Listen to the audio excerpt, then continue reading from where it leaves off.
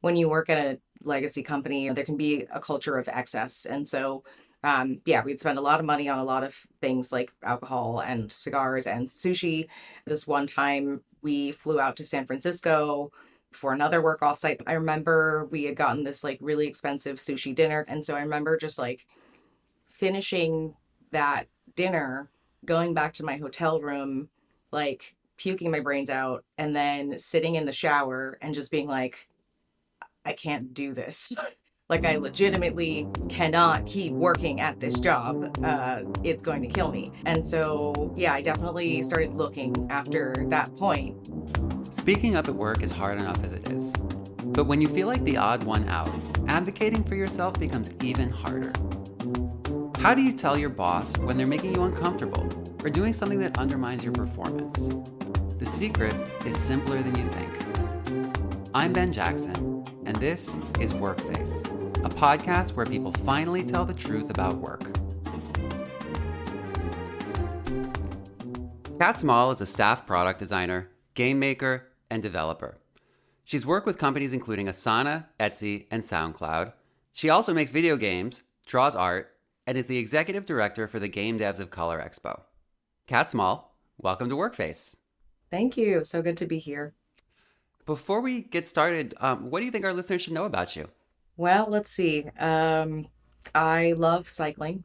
And yeah, I think a lot about like mindset shifts. That's a conversation I've been having a bunch with people, especially when it comes to the relationship between, themselves and work. And I don't know, yeah, I'm just like a nerd about design and like just the way that we operate in the world as people. Do you have a favorite designer?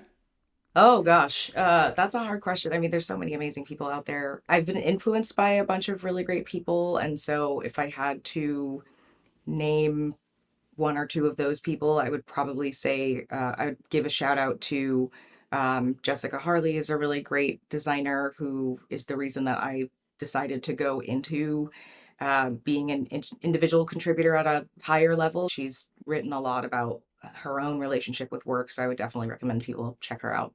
Mhm. And what are some of your favorite things to work on outside of work? I have a lot of fun making games because I think that games are in some way like a combination of all of the creative skill sets. So I'm a person who actually came from a fine arts background. And when I was a kid, I was obsessed with drawing and painting and things like that. So I really like that.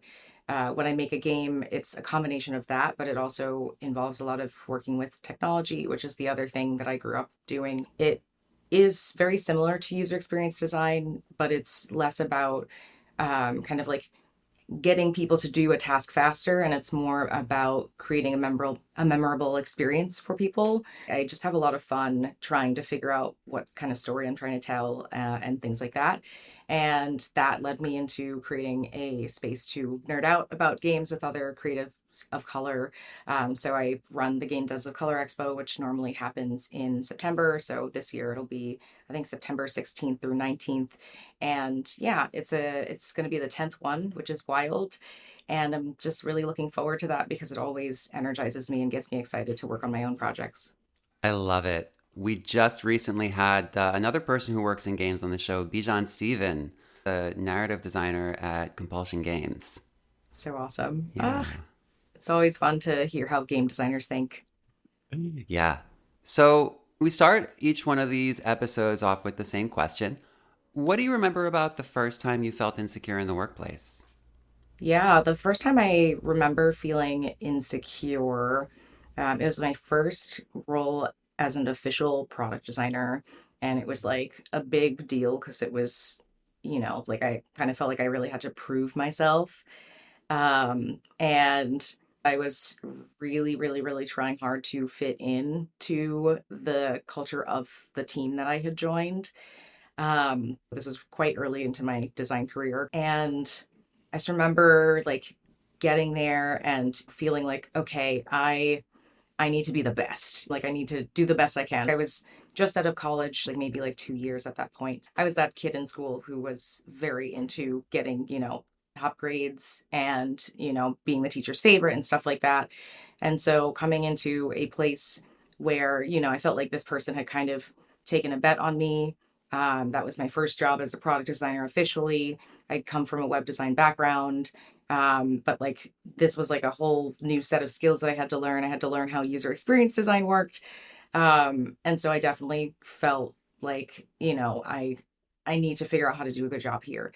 And then at the same time, I think I was trying to figure out how do I fit into the culture of this workplace because it was just frankly very different from what I was used to previously. Like I had mostly worked for much smaller businesses. This was like a 50 something thousand person company. It was a huge company. And then I think also just culturally, there weren't a lot of New Yorkers, which I was also not super used to. It was like run also by a white guy, which like I hadn't fully experienced that before, frankly, and so that was like a very interesting change to kind of see like a culture that was just a little bit different for me than what I was used to. So I was trying to figure out how to fit in and Mm-hmm. also how to prove that I was a good hire at the same time. So yeah, I really remember like jumping through a lot of hoops to show that I was like, worth being there. And I was Mm-hmm. looking for a lot of validation from my manager at that point. What are some things, or really anything, that stick out in your memory as culture shock? I wasn't really much of a drinker at that time. But there was a culture at this place of, if it's like a Thursday, you kind of check out early and you go to a bar and just kind of like hang out from like 3 p.m. until like whenever and just like frankly like talk shit about the job and like the people there. So that was like one thing that it took a lot of adjustment at the time. So I was like, okay, so like do we kind of like rag on our coworkers like all the time? Like what does that mean? So that was like really confusing for me. I think also I remember there being a person who was kind of the favorite, and so I was trying to figure out like what does she like, because I also want to be on the in crowd. And so I remember specifically, for example, watching the HBO series Girls so that I could keep up with conversations that she would have with our manager. And so I was like, all right, if this is what I have to do to make sure that I'm being told I'm doing a good job and like to be, validated in this role, then that's what I will spend my time doing. It was kind of like there was like this nonchalant culture about like the work itself. But then also there was just like this difference in terms of like the kinds of music and the kinds of like content and like the kinds of things that I personally cared about. And it kind of felt like I entered into almost like a parallel universe of sorts. So yeah, it just like really took me a minute to figure out like, is it me that's the problem? Or like, is this workplace just really strange? And obviously later I realized like, okay, like I might be in a toxic workplace. But I think at first I was like, oh, it must be because we are just so different culturally. And this is like my first time in this kind of environment. And so, like, I think I just need to get used to it. So, that was an interesting thing that I learned through that process. Like, it wasn't our cultural differences, it was actually more just that, like, frankly, I think our manager, I don't know if they were that experienced with managing a team. And I think that my manager kind of like defaulted to, what maybe they thought would work for designing a team and like creating a team's culture. What are some things the manager did related to the culture that might have seemed like a good idea to them at the time, but that in retrospect were very bad ideas? Yeah. I think um yeah, there were times where we would go on like group trips to like conferences and I did really appreciate that. But sometimes we would go on these offsites and we would just go to their favorite places. And so their favorite places included like cigar bars and stuff, which was like, huh, like I just didn't really want to be spending my time. Like it was like we would walk in and like my manager would go get a cigar and stuff and we'd like go on the roof and just hang out and I just kind of be there like, I don't smoke. And I mean, it's just like kind of uncomfortable to be in this space. So I felt like that was one strong example. I think that my manager was trying to also create this feeling of us being this revolutionary team that was in this honestly like pretty old company. And we were kind of trying to make it more modern, and so they would also try to pump us up as being the best in the company, and like trying to get us to feel like we were part of something really big. But I think that the downside of communicating with us like that is that we created this us versus them kind of culture where it kind of felt like, oh, like our teammates are kind of dumb, like our engineers are just like so archaic, or like, like our boss's boss doesn't really know anything about design. We just started like talking about the people around us in a way that was kind of derogatory, frankly. So I felt like the activities that we were doing were very much like our manager was trying to expose us to the things that they liked, I think, and try to bring us together. But it was mostly through the lens of like alcohol and like smoking and stuff like that. I deeply sympathize with that. I know someone who worked at a smaller company, and one of the activities that the founder of this company thought would be really fun for the whole team to bring them together was to have them wake up at the crack of dawn to go on a daybreaker boat tour. Are you familiar with Daybreaker? Yeah. That's like the thing where you show up on a boat and you like dance. I'm pretty sure like it's like at 6 a.m. or something, or like It's a super duper sober early in the party on a morning. boat at the Yeah. crack of dawn. Yeah. And I just remember hearing about that and thinking to myself, that sounds like a very specific person's idea of a good time that may not translate to 95, 99% of humanity. Yeah. And and this person felt obligated to go to this thing because Yeah. they were a junior employee, and the founder was the one who said, let's do this. Yeah, I think like when you're early in your career, you're trying your hardest to figure out how to show up to the job. And yeah, that was definitely where I was at. There was this like feeling of like I have to prove, that I deserve to be here. And like some of the ways that I did that was by showing up to like anything I was invited to. Like I was there. And I feel like that is part of growing up. You realize like, okay, well, actually, yes, in some ways being a team player is really important. And by showing up to those kinds of things, you are being a team player. But at some point, if you're exposing yourself to a bunch of things that are draining your energy, then actually maybe it's fine to not show up. It was definitely rough. Like I felt myself becoming like I was kind of becoming numb at certain points from just all of the alcohol. When you work at a legacy company or something like that, there can be a culture of excess. And so yeah, we'd spend a lot of money on a lot of things like alcohol and cigars and sushi. And I love sushi, which is, there's a very fun time in that regard. But it was also like, there was just like constantly flowing alcohol. I remember this one time we flew out to San Francisco for another work offsite. And I remember we had gotten this like really expensive sushi dinner. And so I remember just like finishing that dinner, going back to my hotel room, like puking my brains out, and then sitting in the shower and just being like, I can't do this. Like, I legitimately cannot keep working at this job. It's going to kill me. And so, yeah, I definitely started looking after that point. I remember the next day also showing up because this is how it would always work. It would be like a Thursday or like a Wednesday or something, and we go do these things, and you show up the next day, and you're like, oh, I'm so exhausted. And some of my other collaborators on the team were just kind of like, yeah, you just get the coconut water and it'll make everything better. So I go and I like grab some of that, and like I then immediately was then sick again. And we were like in meetings and stuff. So I was like over here, like constantly feeling like I was on the verge of puking. And I was supposed to concentrate on doing my actual job as a designer.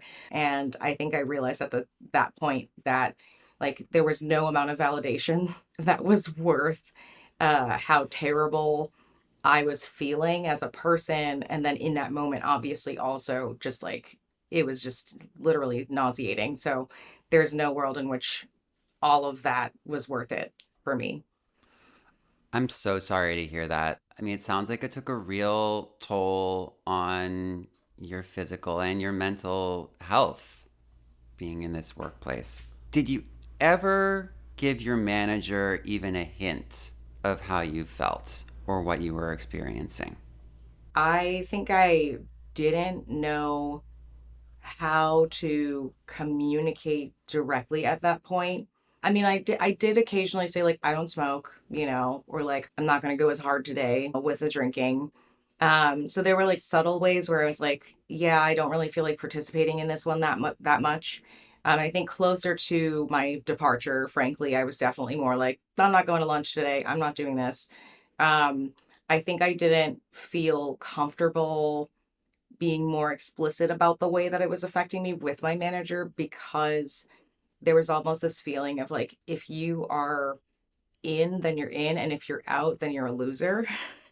And being a couple years out of school, like that idea of people's perceptions of me was really critical to me feeling like I was being successful in that role. I remember being actually like going through an interview at that time where I was kind of talking about how bad the culture was. And somebody also had asked me, like, hey, um, have you tried to change the culture? And I was like, I mean, I don't even know where to start. It was hard for me at the time to figure out how to even begin that conversation because it felt like my manager just had so much power over the team.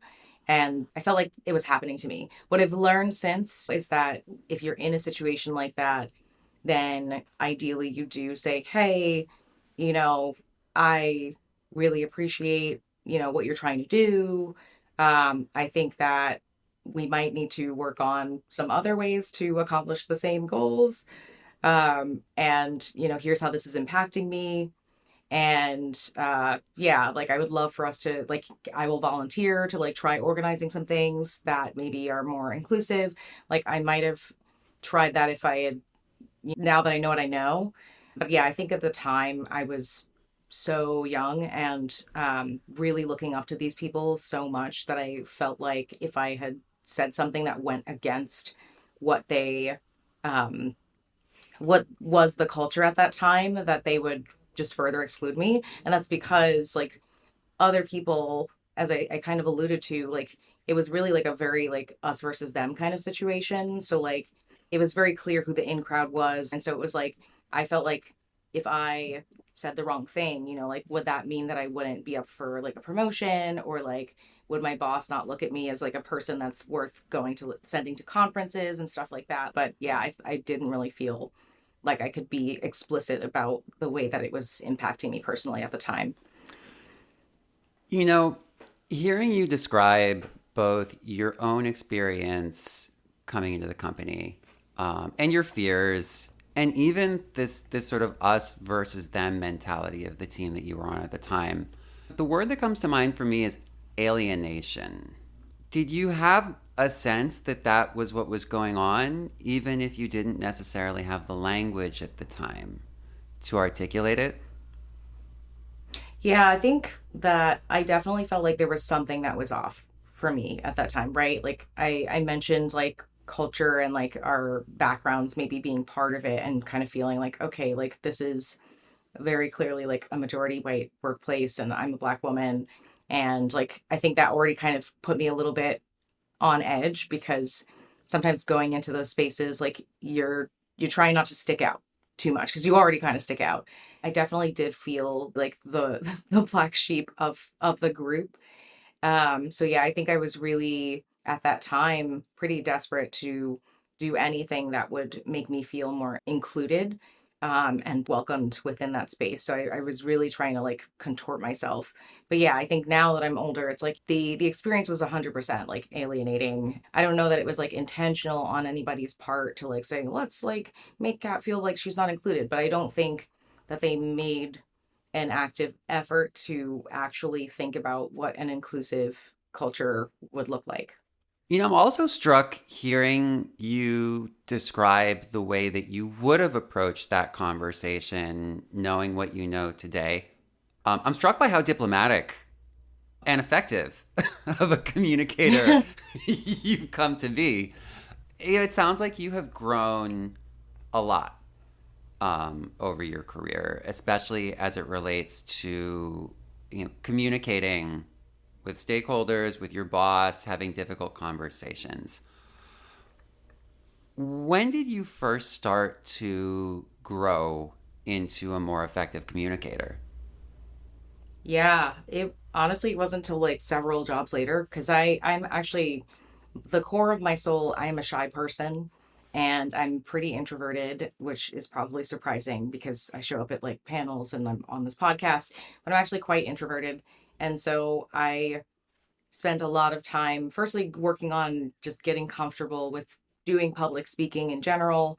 But then I noticed when I started to work at later employers as a slightly more senior designer that I was still operating from a place that was really defensive. And so I would get into these situations where, like, I would be working with a product manager, for example, and like get really frustrated with that person. And now that I'm older and I've just had more experience, I realized like, okay, I have to actually communicate my expectations. So I think part of it was just like making a lot of mistakes, frankly, and realizing that people can't read your mind.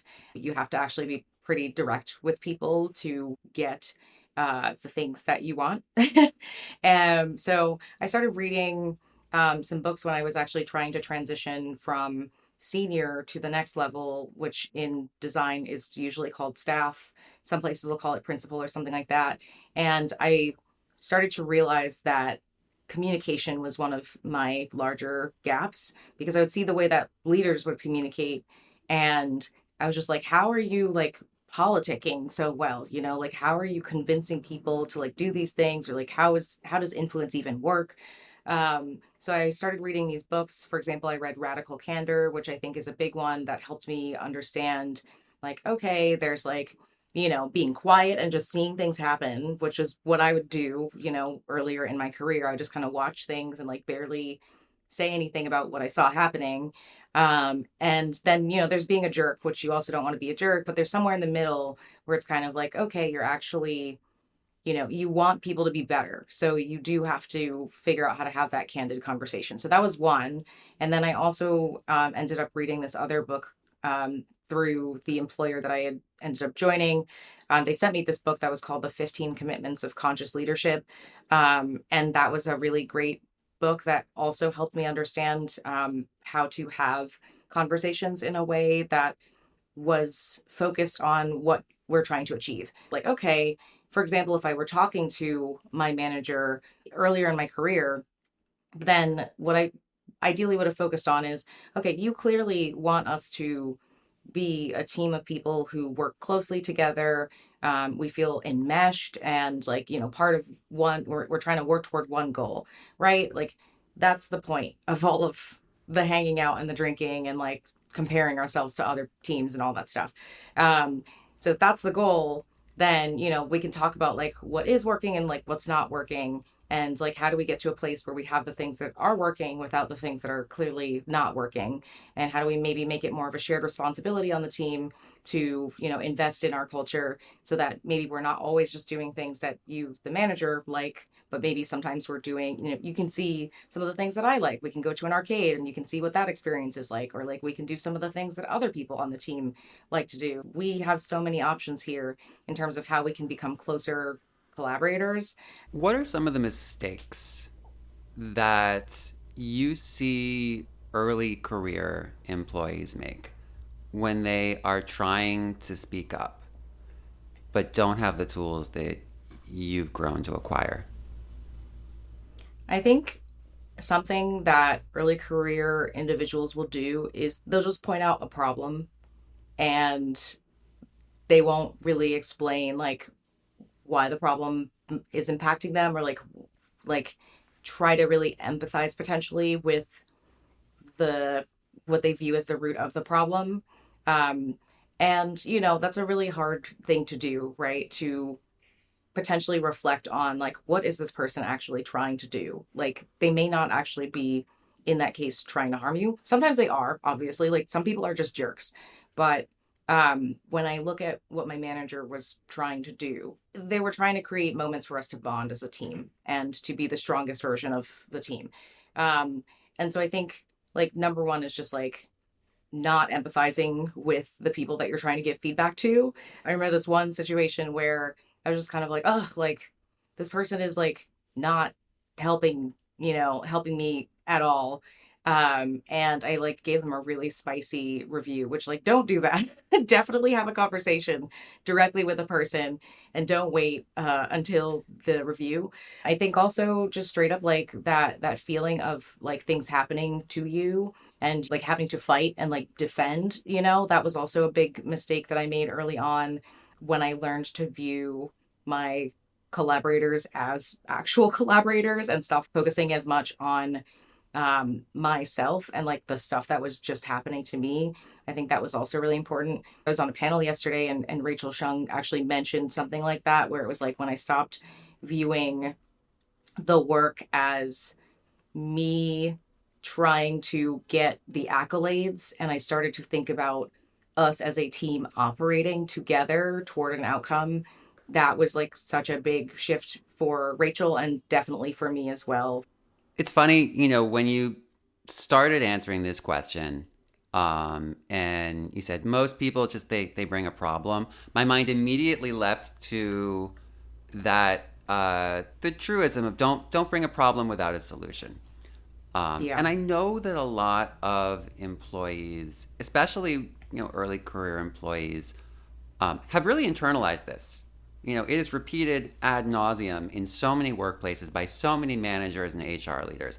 And I'm curious, you know, for an employee who does see a problem and does not have a solution, how can they approach that conversation in a way that's not going to lead to that stock response from their manager Yeah. of, well, have you thought of a solution? Yeah. I would suggest people look into the potential for facilitated conversation about what might create solutions or like what solutions might be out there. And that's why I think it's important to focus on like what is the outcome that we're looking for versus just saying, hey, like this is happening to me, like in my case, for example, what I probably would have said at the time was, like I'm tired of us drinking all the time.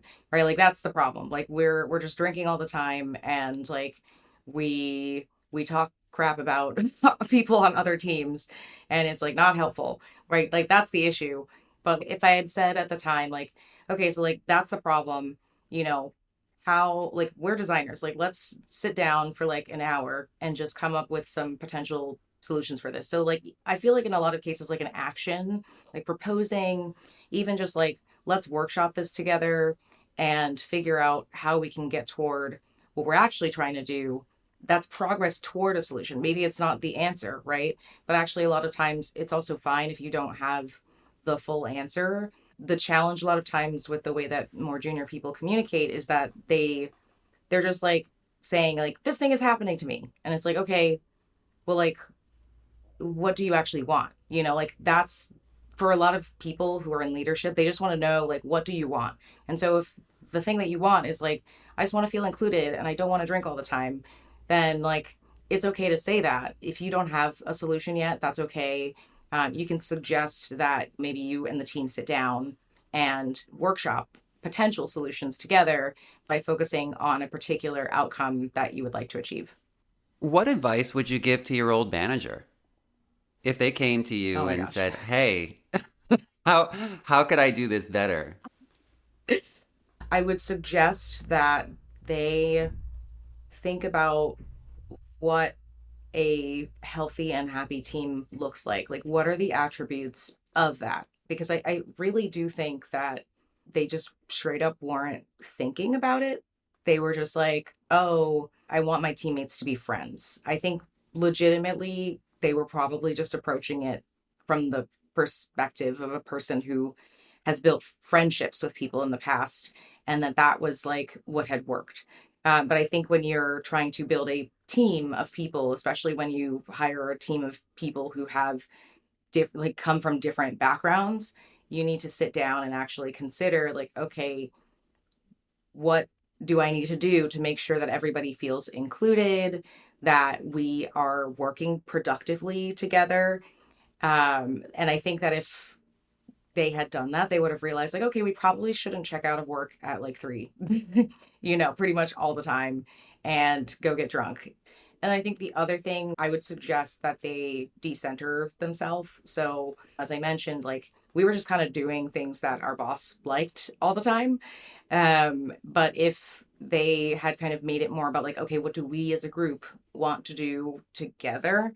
I think that would have been a very different situation, and we would have had more of like a shared investment in terms of the team's culture.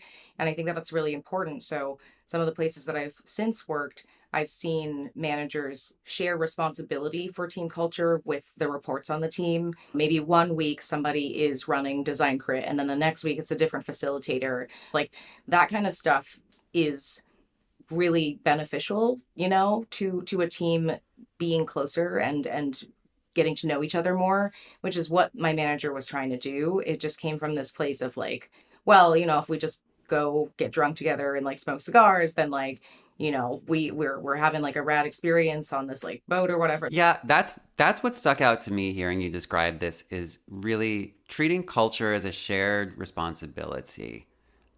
And it sounds to me like the biggest mistake that manager made as they were trying to create that culture was seeing it as just their job and creating that culture in a vacuum.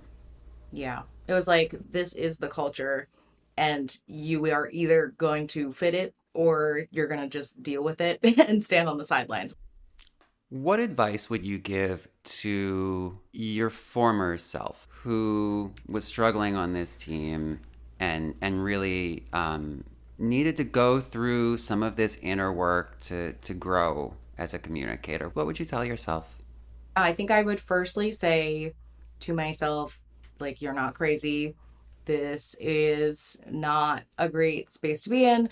I think I would also probably say, hey, like, your manager just doesn't have the tools to really, like, your manager doesn't know what they don't know. So you're going to have to go out of your way a little bit if you want to keep this job to just communicate some suggestions about how to be a little bit more inclusive and to let them know what's happening to you and like what effect that's having on you and like what you want to see.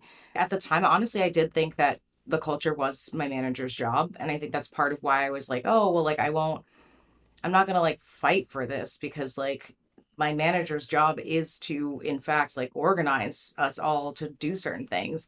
I just felt like, yeah, it was like kind of happening to me. So I think I would also say, like, no, you can, like, you have a say in this and you can, step up and like actually give feedback, and you can do it in a way that, empathizes with your manager. And I would definitely nudge myself to not come into the conversation from a place of defense, like, oh, this is happening to me. But really, like, I would ask myself, what are you trying to achieve? And then how would you come to the conversation if you were concentrated on that instead of the pain that you are unfortunately feeling right now, which is very real? I probably still wouldn't have stayed. I probably still would have been like, I think I would still tell myself, like, that doesn't sound like long term healthy. And if your manager doesn't respond well to the conversation you try to have, then you should probably get out of there. Uh, but, I think it would have been nice if I had given it a shot. So I think I would tell myself, if you do decide to leave the job, you want to know that you did the best you could to make a change before you run from it. This has been a really, really fantastic conversation. Where can our listeners find you on the internet? Yeah, so you can find me at cattsmall.com. It's CATTSMALL.com. Or you can find me on LinkedIn, same spelling of my name. That's pretty much the social media that I'm on now. I am also on Blue Sky. My name there is like cat.design, CATT.design. Yeah, I try to keep my profile pretty small. I guess the only other thing of note is if you found any of this interesting and you are a designer, then I am actually also going to be running a course on Maven about a lot of this stuff around like communication and really like leaning into being a leader. So you can also find my course on Maven if you're interested. I will make sure to leave a link to that in the show notes. Before I let you go, is there anything else that you haven't had a chance to share and think we should know? I mean, I just want to underscore that I think it's really important that more people view their relationship with work as one where they have agency and control. And I think that that mindset shift from, um, running defense to really operating from a place of abundance is so valuable. And I hope that everybody gets to work on and experience the that change where you go from a place of this is bad and this is like everything's on fire, to a place of wow, like let me concentrate on the things that I can actually do to make change here. It's pretty awesome. But yeah, I just wanted to send some appreciation to everybody who's out there, in a moment of struggle, and I hope that anything that we've talked about here can help you figure out what to do next. Catt Small, thank you so much for coming on the show. Thank you for having me. Workface is produced by Hear Me Out, a culture strategy firm for leaders with the courage to listen. Our consulting producer is Lena Misitsis. Original music composed by me, Ben Jackson. Special thanks to Rob McRae and Michelle Mitar. To learn more about Hear Me Out, visit hearmeout.co. Follow us on Instagram at hearmeout_co or find us on LinkedIn by searching for Hear Me Out.